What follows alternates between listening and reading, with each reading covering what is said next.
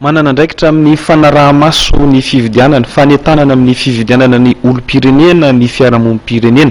Anisan'ny mandraindraikitra ao anatin'izany KMF Konoe ary ny alatsany lasa teo dia nisy ny fampiaonana ireo kandida ho ben'ny tanàna ao anatin'ny commune Akarobato.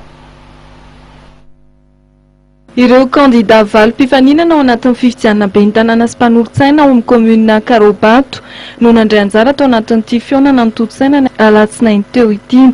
Fotoana izay nampahafantaran'ny kandida ny fandarana azy hanao amin'ny fampandrosoana. Nasaina nanatrika izany ny olom-pirenena tsotra, ny fikambanana samihafa, ny ray aman-dreny ara-drazana ary ny antoko politika ary ny seho fokontany ao anatin'ny commune Karobato. Ny KMF Konoe sampana Antananarivo Atsimondrano ny topon-kevitra ary nanomana ny fionana.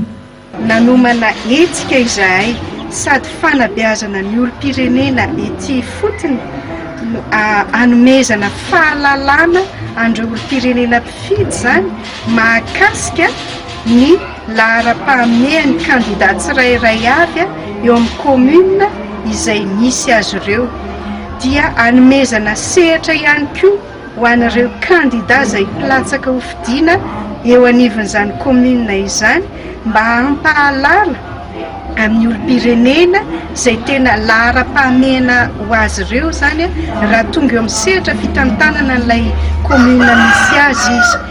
Ka ny hevitra tianay ho asongadina zany ny tanjonay dia mba hoe olom-pirenena tompona andraikitra aloha voalohany indrindra, olom-pirenena mahafantatra tsara ny lahara-pahamehan'ny kandida izay ho fidiana ka ny latsabato izay ho ataony amin'ny androm-pifidianana dia mba ho tena latsabato tompona andraikitra ihany koa ary tsy mijanona amin'ny androm-pifidianana izao ihany zany hoe fanomezana sehatra ho an'ny tsirairay indrindrindra ho an'ny olom-pirenena izany, fa mbola hitohy ihany koa hanetanana ihany koa ny olom-pirenena rehetra hoe rehefa vita ny fifidianana ary ao maso akaika ny fiainan'ny commune izay misy anao. Tao anatin'ny herintaona dia nanatanteraka fanetanana sy fampahafantarana ny olom-pirenena momba ny andraikitra ny ben'ny tanàna sy mpanorotsaina ny KMF Konoe.